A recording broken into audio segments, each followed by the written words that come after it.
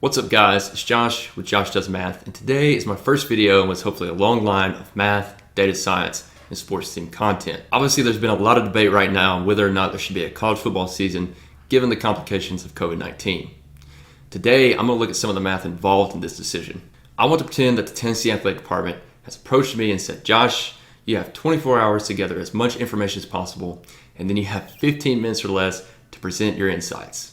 With that in mind, let's dive into it. Warning, the results may be shocking. All right, so real talk, the SEC is in a pretty rough spot. Will there be football in the fall of 2020? Obviously, physicians are the most important resource we have on this topic, but I do think other people can bring insights if the math or logic is sound. For example, I know that I'm approximately 2,000 times more likely to die in a car crash than a plane crash, even though I really don't know how either one works. Unfortunately, even though I see a lot of numbers in the likes section, don't see many numbers in the meat of the message. All right. So this inspired me to take a look for myself. Back in March, I got the opportunity to attend the Sports Analytics Conference at MIT. I was scared to go because COVID was just starting to hit the airlines, but I couldn't get my money back. I had a conversation with a guy, and we agreed that if COVID was as bad as we thought, there was almost no way you could play football.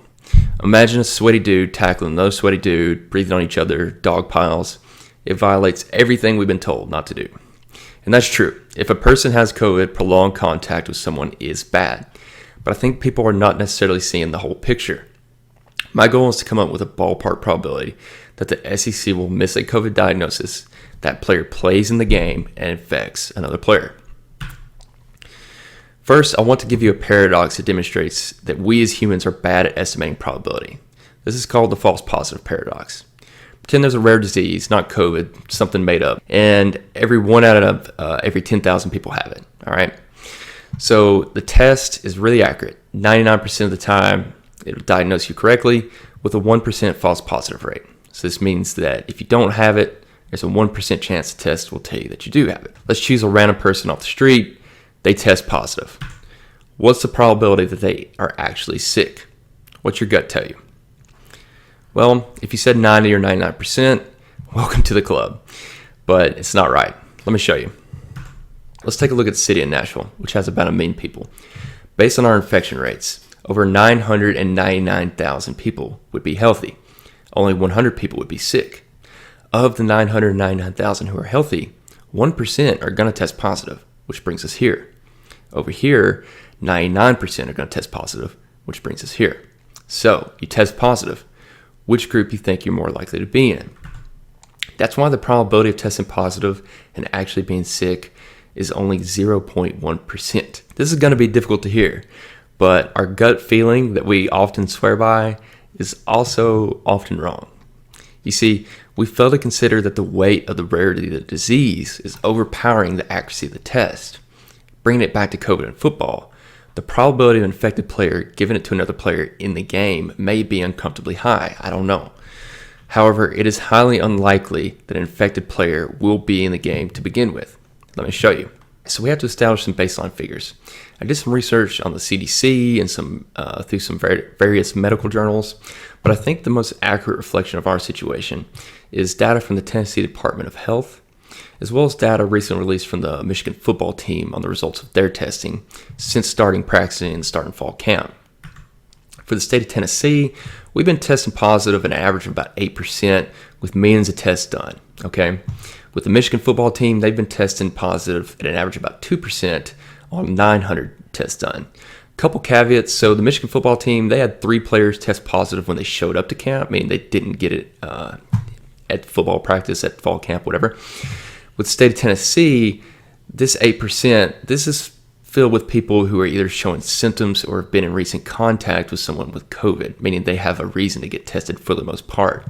In our situation, these players are getting tested because it's protocol, not because they're showing symptoms. With that in mind, I felt like 5% was pretty generous and a nice round number for our example here. Next, had to come up with a probability of getting a false negative. This was more difficult. This study with 957 patients found that false negatives range from 2 to 29%. This was published by the New England Journal of Medicine on August 6th. So I'm assuming this is some kind of 95% confidence interval of 2 to 29%. So I want to choose something on the upper end of that interval. And again, just went with a nice round number of 20% for our false negative. So just to reiterate, this is the probability that someone going into a test actually has COVID, 5%. This is the probability that given they have COVID, the test will show a negative. Our concern is that a player has COVID and that we miss it. It's actually pretty simple. We just multiply these probabilities together, which gives us 1%. Here's the kicker though. The SEC protocol is to test twice a week, Tuesdays and Thursdays. We actually square that probability, which gives us 0.0001, or 1 in 10,000, the same as 0.01% going into the week that a player will get COVID and then test negatively twice and be able to play in the game on Saturdays. So let's assume that they do have it and somehow the test misses both times. What's the probability of an in-game infection? Let's pretend that the average player will come into direct contact with 10 people throughout the course of a game. Next, assuming that they come into close direct contact with a person, what's the probability of transmitting COVID to that person? Let's go with 25%. This is higher than some numbers I've seen on the internet, but at the same time, with football, tackling each other, sweaty, all that good stuff that we mentioned at the beginning, let's jack it up a little bit to 25%. This means that we would expect 2.5 people to get infected. So more specifically, what's the probability that a player infects at least one other player in the game if they are infected? The probability is pretty high at 94%. However, we have to combine this with the probability that they'll be there in the first place. When you do that, it goes down to 0.00094, less than 1%. Now you're probably saying, yeah, but Josh, there's a lot of players on a football team. You're not taking that into account. And you're right. But here's what I'm advocating. Does the SEC really need to dress 85 players for a game on Saturdays? I don't think they do. The NFL dresses 46 players from a 53-man roster. I'm advocating that the SEC dress somewhere in the realm of 50 players on game days. This makes the probability of all 50 players getting COVID, getting misdiagnosed twice, entering the game, infecting another player, 0.5%. Also think there's some common sense ways that we can bring this down. You may have seen these helmets that have got a visor and then it's got a splash guard over the mouth. When you combine this with players wearing a long sleeve undershirt, and players already wear gloves anyways, I don't see too many surfaces for direct contact. I think that would greatly reduce your in-game transmission rate. Now you're saying, Josh, but what if? What if the worst case happens? All right, let's look at the two worst cases. First of all, what's the probability that a player gets COVID and is hospitalized from it? Well, for a person in this age group, according to Statista.com, a person has a 30 in 100,000 chance of catching COVID and getting hospitalized from it. In the absolute worst case, the fatality rate, right? So the Tennessee fatality rate for a person aged 11 to 30. So given that they already have COVID, the probability of them passing away from it is 1 in 3,200. In 2005, National Geographic published an article that said, in your lifetime, you have a 1 in 3,000 chance of getting struck by lightning. So you actually have a greater chance of being struck by lightning in your lifetime than passing away with COVID if you're in this age group. Now, you've probably already thought of some flaws in my logic. First of all, what if a player gets COVID after they're tested on Thursday? I think the probability of this happening is also pretty small. Many have said that college cannot do a bubble like pro sports, but I don't think that's entirely true, especially for SEC schools. The University of Tennessee has dorms exclusively for athletes. They have a cafeteria, entertainment centers, study halls, etc., exclusively for athletes. Scholarship athletes have a meal plan where all their meals are covered. Plus, football players have a stipend for nearly $6,000 a year to order food and essentials. They could get contactless delivery, all that good stuff. For home games, teams isolate for most of Fridays anyways to prepare for the game.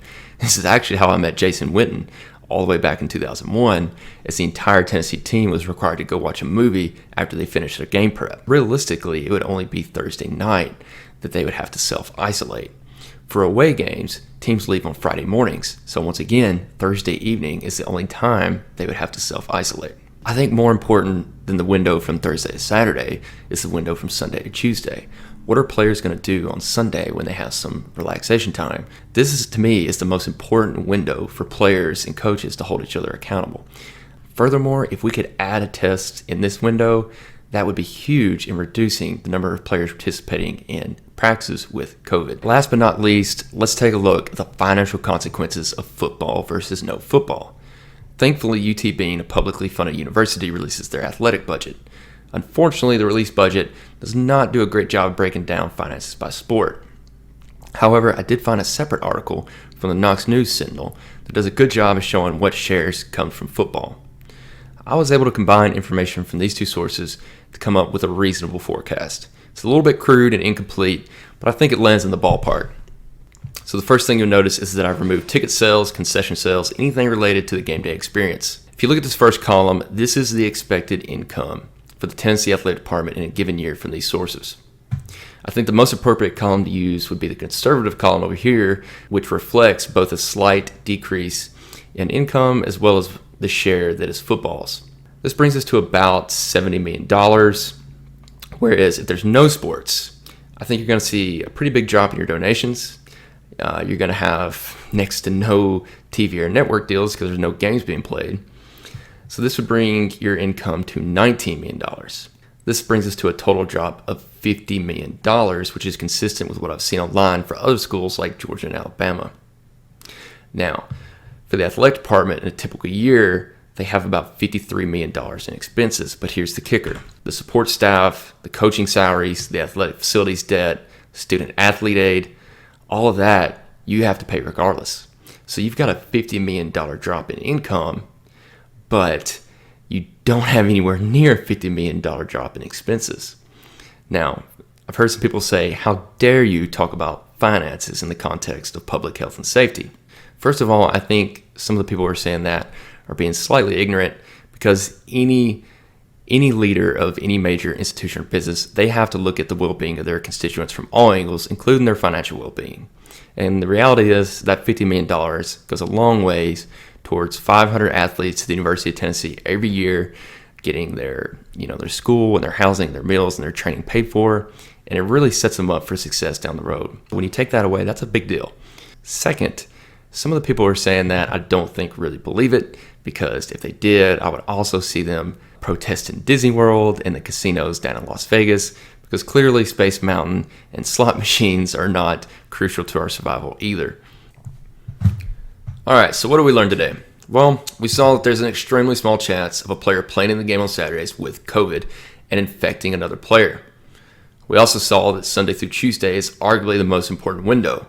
Will players be responsible, and when they help keep the spread down when they show back up on Mondays?